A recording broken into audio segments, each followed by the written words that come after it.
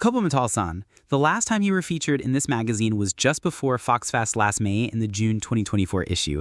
Since then, Babymetal's global activities have truly been relentless. To be honest, I barely remember the past year myself. We've been touring constantly, so looking back now, it feels like a blur. Like, a lot happened, didn't it? Amidst all that, Ra Ta Ta Ta with Electric Callboy, which was released around the same time as Foxfest, became a huge hit. Did you have any premonition it would create such a big wave? When that song was completed, I definitely felt it had that kind of potential. The fact that the music video turned out so well was also a huge factor. Since both Electric Callboy and Babymetal were slated to appear at the same festivals, including Foxfest and the subsequent European tour, we aimed for optimal release timing. Despite a super tight schedule, we traveled all the way to Germany to shoot the music video, and I'm truly glad we pushed through with it. It's mind-blowing how many views the music video has gotten. It makes you wonder how much higher it will go.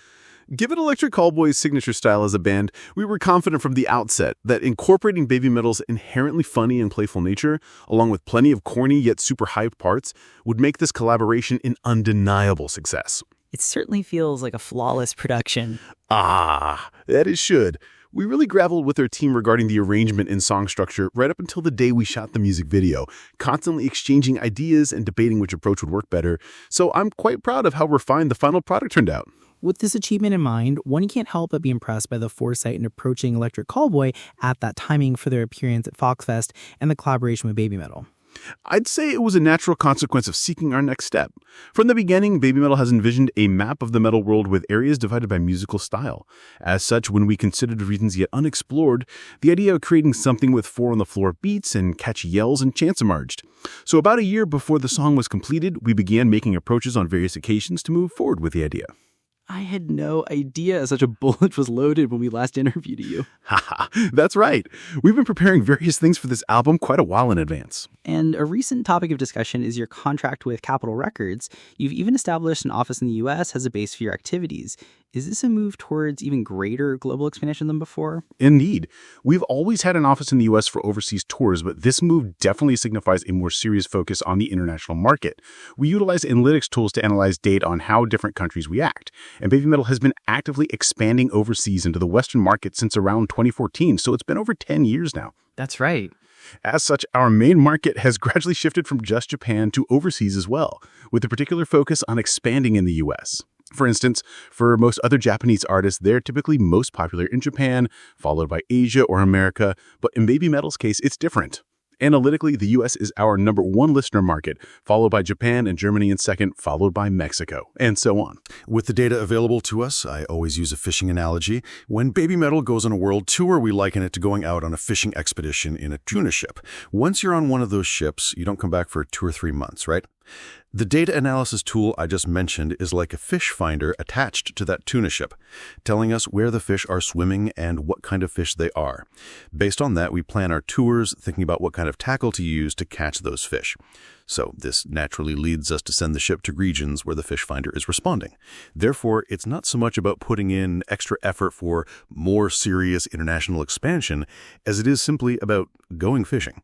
There are many fans waiting for Babymetal out there, so it's a very simple idea. We're setting sail towards them. When we hear news like signing with Capitol and establishing a U.S. base, it certainly creates a sensational impression. However, it sounds like these developments were more a matter of necessity, organically unfolding to meet existing demand. It's still quite impressive that such significant strategic moves occurred so naturally out of practical needs. Of course, such developments aren't the goal, but merely the beginning. It's like the next battle begins from here. In that sense, I think Shohei Ohtani might be in a similar situation. For example, while the sport of baseball itself is the same in Japan, America, or Taiwan, when it comes to putting down roots with a team in America, you'd find that in many aspects, things are done quite differently. Now that Babymetal is co-working with Capitol in the U.S., there are a lot of differences compared to what we're accustomed to. Business culture and procedures are not the same. It's a bit tough to get used to be honest. However, I believe many athletes like Ohtani or Takefusa Kubo in soccer generally absorb local ways, following the saying, when in Rome, do as the Romans do, all while maintaining their own style of play and achieving results. Babymetal strives to excel in the same way. I see. Nevertheless, as far as your team is concerned, the fundamental principle of being artist-driven remains unchanged? That's right. Nothing significant will change in that regard right now. The data clearly shows that a significant number of our fans are in North America and other regions far from Japan, including South American countries. So, When considering how to reach those people, the answer is to team up with partners who are firmly locally established there. We want to effectively utilize the network that Capital has to reach those areas. In any case, I have the feeling you'll continue to surprise us with unexpected developments in the future. Amidst all this, your new album, Metal Fourth, has been completed at the best possible time. Putting aside your previous work, the other ones, since it's sort of a side story, this fourth album is your fifth one to be released. That's right. We consider the other one to be a concept album, as an other Babymetal. Yeah. For example, you mentioned that Ratau Tata was in production for about a year before its release. When did you actually start conceptualizing the new album? Including Ratatau, it was a process of accumulating songs, and once a certain number had been gathered, we felt it was about time. Also, it largely depends on the artist's activity. In Babymetal's case, we typically release an album about once every 4 years or so, aligning with our touring schedule. Our third album, Metal Galaxy, was released in 2019, so Metal Fourth might have been released a bit earlier in that framework, but with the COVID-19 pandemic and other factors, the release was shifted to now. Also, this year marks our 15th anniversary, so it feels like a good milestone timing. Was the increased number of collabs involving artist friends from various countries also a result of circumstance? That's right. On Metal Galaxy, we collaborated with established artists like Alyssa White Gloves of Arch Enemy, F. Hero from Thailand, and Joakim Braden of Sabaton. However, it really strikes me how we've met and become friends with many more artists since then, whether through continuous touring at festivals or by inviting them to participate in our own events such as Foxfest. And you've gained more artist friends who are closer to the members in age, haven't you? In my opinion, Babymetal's journey until perhaps 2020 was like our first season. We concluded with the 10 Babymetal Budokan concerts for our 10th anniversary, and if that marks the end of the first season, its theme was largely a training arc to meet metal legends. We were forged through collaborations with icons like Judas Priest and Metallica.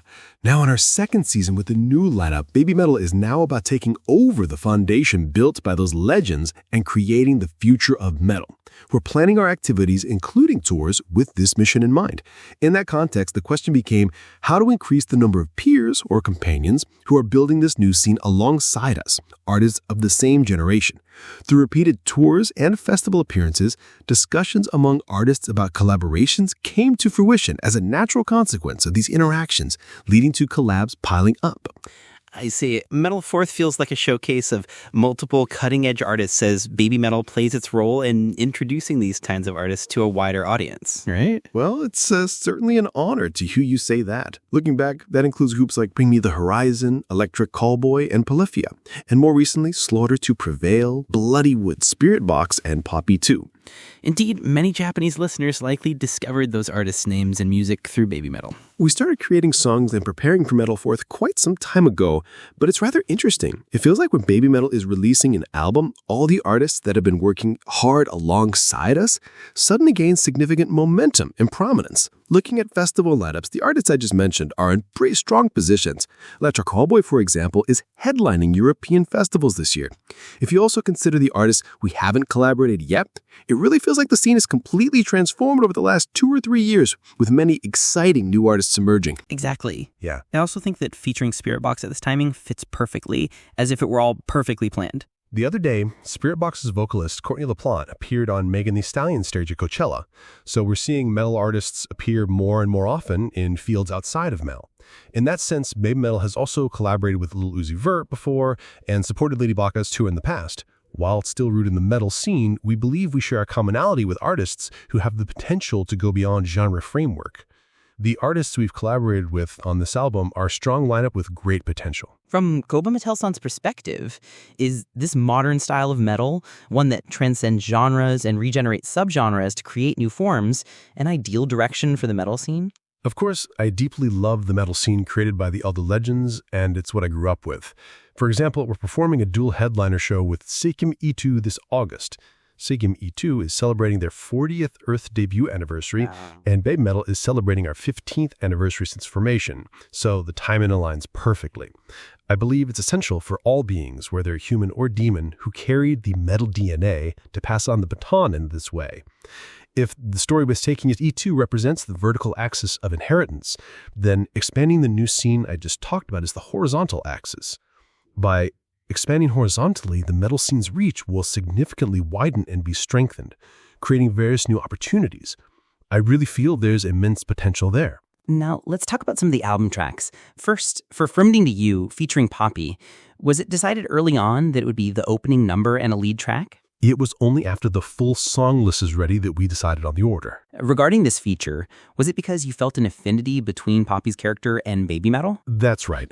We had also previously discussed wanting to work with Jordan Fish, formerly of Bring Me the Horizon, who's a composer on this album.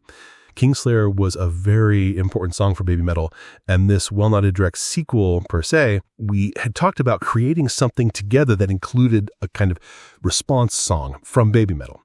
So this time, Jordan said provide the track. As the creator of Kingslayer, he deeply understands Babymetal's character and what would satisfy both parties, resulting in a truly wonderful work. The collaboration process was also very smooth, leading to what I feel was a great collaboration. That deep understanding certainly comes through clearly. It's truly an impressive song. I wonder how one would categorize this song. It's not entirely Western music per se. Although it's based on the Western musical scale, it has a somewhat Japanese or Asian feel. Out of expedience, I might call it a metal version of K-pop. If you notice a few of the slightly clunky Japanese phrases, that's actually an intentional approach to mimic the feeling of a K-pop artist making a Japanese version of a song. The strange feeling that sort of songwriting brings about intrigues me. Japanese phrases that feel uncanny for native speakers. I think we made a real attempt at something novel here. I feel this the best possible opening for an album that declares a new chapter for Babymetal. Next, I'd like to talk about Song 3, which is Babymetal with Slaughter to Prevail, whose name evokes Song 4 from back in the day. The featuring of the deathcore band Slaughter to Prevail here is quite an unexpected combination. Were you initially drawn to their character? That's right. As a fan of pro wrestling, when I saw their performance, I found vocalist Alex Terrible incredibly captivating, putting on a show like Russia Kimura, even going so far as hitting the mic on his forehead until it bled. We'd been hoping for an opportunity to get together and finally met at a festival last year. After getting acquainted, we'd watch each other's performances and found that they really enjoyed Babymetal's show, so we moved on to talk about a collab. That's how it all got started. As for the song itself, similar to Ratatata with Electric Callboy, Song 3 was created by bringing our respective song ideas and mashing up parts of each. Babymetal had prepared the base material for Song 3 as a deathcore-like track, so we thought it'd be interesting to combine it with the material from their side, and we put it together for real. Knowing Kobametal-san, I thought she might have been drawn to the video of Alex fighting a bear, like Willie Williams the Bear Killer. Yes, of course I've seen that video. When I saw them fighting bears in the snowy mountains, I felt something that resonated a bit with Babymetal. It's not that they're doing it completely seriously, but rather performing it as entertainment. They're not truly villains. When you talk to them normally, they're very fun and friendly people. So they really understand their performative roles and provide what fans want.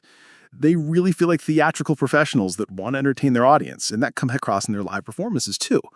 So when explaining the concept of the song to them, I talked about wanting to collaborate with a Beauty and the Beast image. So there are people who can commit to playing a sort of manga-like character. That's right. The music video for Song 3 should be released around the time this Young Guitar issue comes out, and it's just as entertaining as Ratatata. Whoa, now I'm really looking forward to it. And to have the audacity to bring in Alex's infamous brutal growls, which are well known in the metal scene, the idea is completely off the charts. We can see various examples of his versatility, such as his feature with metalcore band Falling in Reverse, who have been growing rather popular in the genre, and his work as a solo artist. On top of that, his appearance and growls make him an undeniably distinct character. I really wanted to see what sort of sparks would come out of an encounter between Babymetal and a band like that. The music video is definitely worth checking out. Furthermore, Matt Heffy of Trivium plays the chemisel on Sound 3, right? That's right. This was actually a suggestion from the Slaughter to Prevail team. The idea was to incorporate a traditional Japanese sound. We were already acquainted with Trivium, and Slaughter to Prevail was connected through Matthew-san. Since he could play the shamisen, we got him to participate, and he's incredibly good, isn't he? Yes. With the addition of this Japanese taste, I think it became an even more unique song. Next is Sunset Kiss featuring Polyphia. Was it always the plan to collaborate with Polyphia again someday? I'd say so.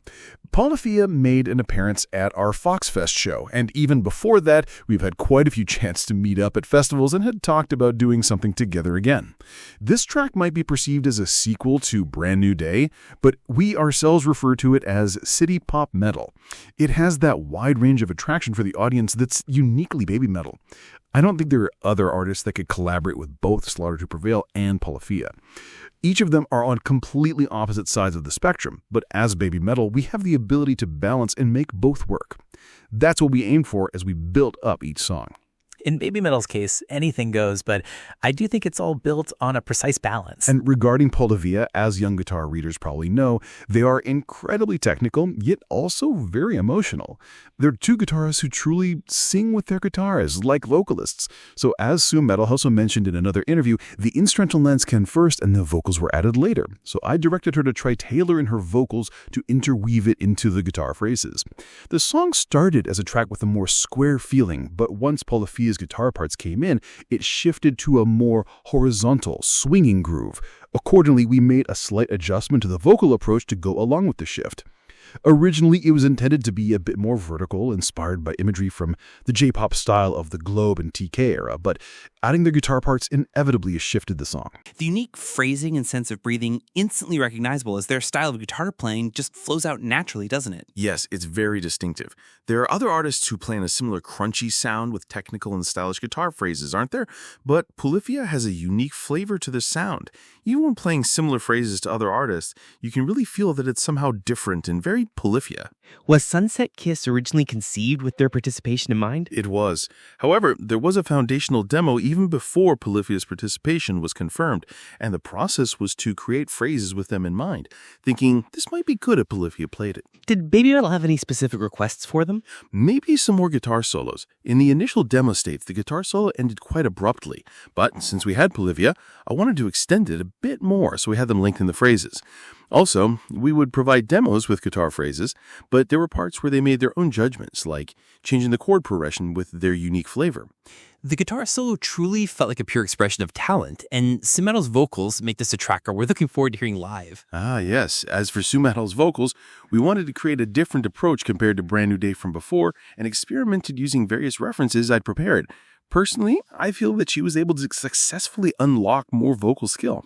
And what was the creation process for My Queen featuring Spiritbox? Spiritbox had been so busy that the production schedule was very tight, so this collab was built on an instrumental line that they had prepared in advance while we focused on building the top line, such as the singing melody and lyrics. So as far as the sound is concerned, it's very Spiritbox. Mike Stringer on guitar, Drew Folt as producer, and Zach Cervini, the engineer, were all involved in the sound. Zach also worked on For Me to You and is known for engineering and producing loud music in recent years. His mixes are very distinctive and produce a great sound. Consequently, My Queen creates a somewhat funny impression since it feels very Western if you listen to the instrumentals in isolation, but Sue Meto's singing style is completely Japanese. Yes, it has a very strong Japanese wabi-sabi feel. Exactly. I think that blend worked incredibly well. Neither side really compromised. In fact, as Courtney LaPlante's vocals were added, everyone fiercely asserted their own styles, but ultimately it came together exquisitely. At its core, there is a uniquely Japanese metal sound with a melancholic feel, and the melodic sense definitely feels Japanese too. However, the sound production is undeniably modern and overseas style. When I first heard just the instrumental track they sent without the top line, it sounded so cool that it could easily pass for new Spiritbox song. When it came to deciding how Babymetal would add our flavor to it, we communicated extensively with our creators here and their producer, and ultimately we decided to leverage Sue Metal's best qualities by going with Japanese lyrics, including the high-pitched soaring parts. In comparison, From Me to You was almost entirely in English, but for My Queen, the Japanese lyrics fit surprisingly well. It's certainly an interesting match. We could have made it more Western with English lyrics if we wanted to, but we deliberately leaned towards a more Japanese feel, incorporating that distinct Japanese essence. In that lineage, Algorithm perfectly showcases a melodic sensibility that could only emerge from Japan. I feel that when Sue Metal sings these lyrical wabi-sabi-infused melancholic melodies, it's absolutely exquisite. Regarding the Japanese element, you're absolutely right. It's a song structure that Japanese people love, advancing with, syncopation that slightly anticipates the downbeat of each measure. You could say it's a tribute to the legends that have been passed down continuously. In terms of Babymetal songs, for example, Syncopation comes to mind. It belongs to the series of things that J-Rock, J-Metal, and Visual K artists excel at. I also felt there was a song that highlights the connection between Japanese metal and Visual K. And furthermore, speaking of Japanese artists, I think it also incorporates elements similar to what bands like Wanaka Rock do, using the so-called loudy emo style. Syncopation was on our second album, Metal Resistance, and this is an updated version of that type of song nearly 10 years later. And finally, the album closes with White Flame. KOBAMETAL-san, you once declared to have transcended being a metal elite, but this track is a classic melodic speed metal song that proves that you haven't forgotten the blood of orthodox metal. You're right. When you consider the world map of metal I mentioned earlier, including a song like this on the album is an essential no-brainer. As the title somewhat suggests, it's a continuation of our melodic speed series following Akatsuki, Red Moon, and Amore, Blue Star. This time it's White Flame. While the beginning has a melodic death metal vibe, the tour melodic speed metal feels somewhat lighthearted, and personally I detected a hint of Sonata Arctica. This is less about me and more about sheer love for metal from our creators. These metal-loving master hands came together to pour their accumulated wisdom as Babymetal creators to make something with a unique metal touch. You can really sense their passionate commitment. As for the arrangement, did you intentionally create a theme to thoroughly pack it more densely than ever before? Yes, exactly. So, while these are a staple of the metal genre, those who really love the style will crave that feeling of the ball coming exactly where it should be. There are key points to hit, aren't there? Everyone involved in creating it knows that, so they instinctively created something that hit all the right spots. We could just implicitly understood, with this comes then that needs to come next. I think this is the kind of music that can only be born when the creators genuinely love what they do. Absolutely. It may be something born from our 15 years of cumulative history, but beyond that, it's a result that none other than Team Babymetal could achieve. Though usually hidden behind the curtain, the creators behind Babymetal's works and staff involved at concerts gather together to bring it all together. You can see their true heart in each work. White Flame embodies that sentiment, and it's truly a fitting conclusion to the album. Consequently, the guitar solo became rather long, didn't it? It feels so good to listen to, right? Recreating it live will be rather challenging, but I feel like my heart would really pound if I saw it performed in front of me. Indeed. The credits list Lita as playing guitar and bass. Was there a specific reason to have a Japanese player participate at this stage? As is often the case for Babymetal songs, the original concept is fairly old and has been around for years. Since it had already been planned out around when we were producing Metal Galaxy, I asked him to play it the way we conceived it back then as a foundation. We piled up various arrangements and re-recordings this way and that way, and eventually the song finally came to see the light of day. So it's precisely because the song was aged for such a long period that it was distilled into its purest form? Yes, it's not rare for a Babymetal song to take 5 to 6 years to be completed, case in point here. Finally, as you mentioned earlier, you've announced the joint concert Akuma Gaki Tanite Babymetal starring Sekimaki and Babymetal together. I was genuinely shocked to see that you still had a trick left to play. Did it feel like at last the time has come? We've had discussions and invitations to do something like this for several years, but various unforeseen global disasters, or as Sekimaki would line them as Zeus's interference, made it impossible to realize. Now with Sekimaki also having a limited time reunion and both of us being at respective turning points in our careers, it really feels like it's finally time to do this. It also coincides with the release of new works from both sides, and there's truly a sense of divine guidance. For us, it's guidance from the fox god, and for Sekimaki, it's guidance from the devil. But I genuinely believe there's something significant there. After the announcement, we received a huge response. Everyone is saying they want to see it, but I'm probably the one who wants to see it the most, and I'm really looking forward to it. About 5 years ago, KOBAMETAL and His Excellency Demon Kaka had an interview in another magazine. At that time, we were in the midst of the pandemic, and performing live, let alone a joint show, is difficult. It's quite moving to see Babymetal and Sekimaki come together after enduring that era. Yes, I truly believe this is all about timing. Sekimaki has also already officially disbanded and isn't constantly active, so there was always a possibility that any performance could be their last. Given that, it's miraculous that the timing lines so perfectly. With these two forces coming together, it sparks a lot of imagination, like perhaps Babymetal will present more theatrical stage. What kind of content do you anticipate? What it'll be like, I wonder. In a multiverse sense, I think this time it will feel like Babymetal is venturing into Sekimaki's world. What would happen if Babymetal joined Sekimaki's world, which includes His Excellency Damon Kaka and His Majesty Damian Hamada? It's a tremendous honor to be depicted as characters in that setting.